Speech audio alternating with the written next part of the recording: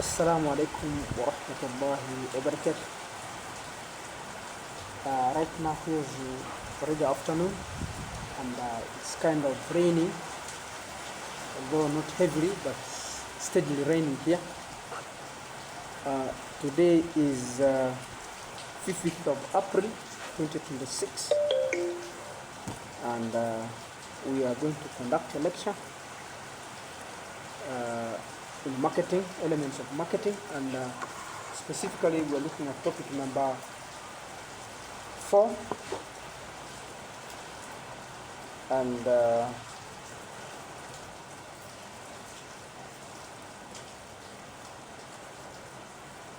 topic number 4, that is to do with the product development or product life cycle.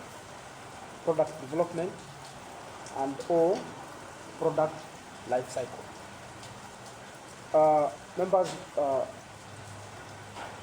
I want to welcome you for this lecture and I hope that it will be short. I want to plan it to be short because if it's online or if it's recorded like that, it should be shorter than the normal lectures. And the reason why I'm doing this, I wanted to make sure that we move ahead to see that we complete our topics early, and once I complete this, we shall be left with one topic. If time will allow, maybe tomorrow, which is Monday 6th, I might cover it, or if I also find time today, I can also record it, and that will be it for this semester. Except that I'll be waiting for your presentations, which are supposed to be probably from next week or in the next 3 weeks. We expect to have completed.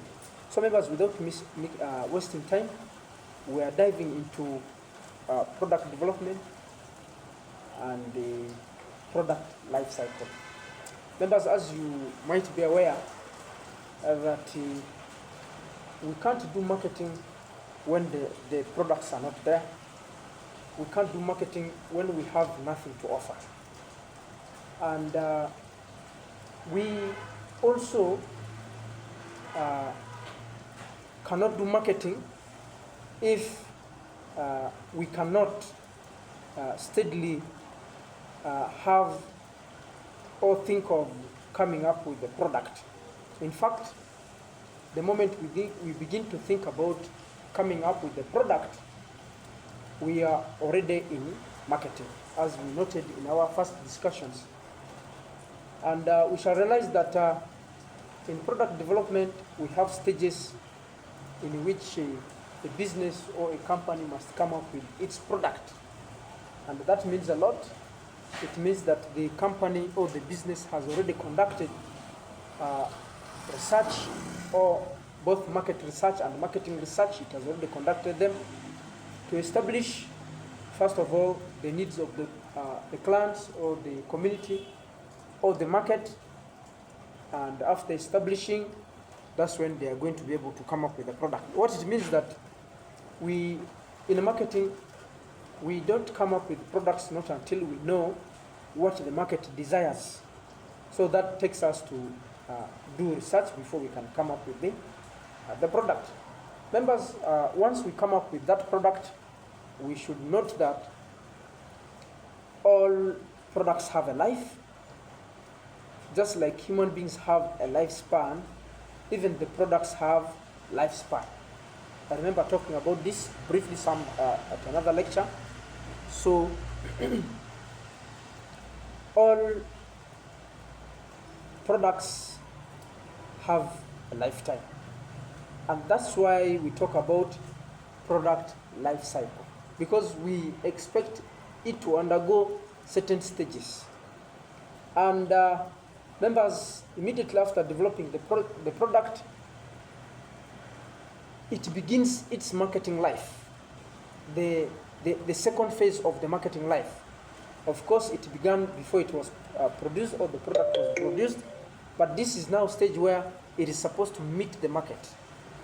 And from there is when we begin to consider the product life cycle when we introduce the what? The product to the market. So members, we know very well that all living things have a life cycle, and therefore there are stages when they come in and there are stages when they go out. So I want to remind us that when it comes to products also, they have lives to live on this earth also, or life to live in the market. As well, we know that some products, as I talk, they disappeared long time ago, but at point T, they were booming at those points, but now we cannot find them. So examples of such products, we can talk about this product called Nugget.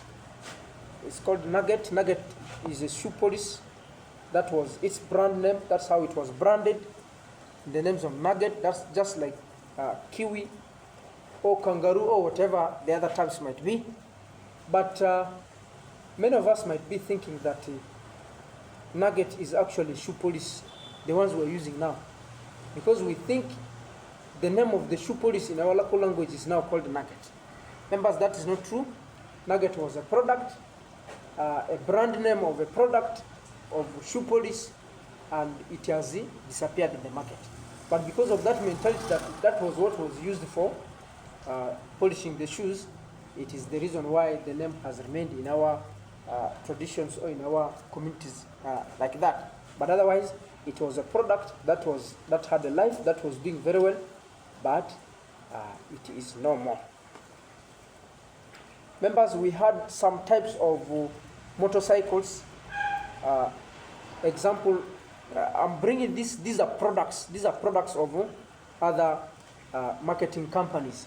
So we had some types of motorcycles, and they used to be like some types used to be like a bicycle whereby you have to pedal, because they had pedals also. In case you don't have fuel, you could actually use the pedal of the pikipiki and what? You're able to ride. Also, when it refuses to start, you can also use the pedal to start the motorbike. But these motorbikes are no more. We don't see them anymore. Maybe you've never seen them even because you were not there during that time. But for me, I have seen them. So you'll find that these products have lives. So because they have lives, why do we then have to teach about the product life cycle? Why we are teaching about the product life cycle is such that you have an understanding of the stages of the product life cycle, and also you're able to implement certain strategies that are meant to be implemented at certain stages and not in others. So members, that is a brief background of our discussion, and by definition we have to look at what a product is. We're saying a product is a tangible or intangible offering that meets the needs or wants of consumers. Is a tangible or intangible, because a product can be a service or it can be a physical item.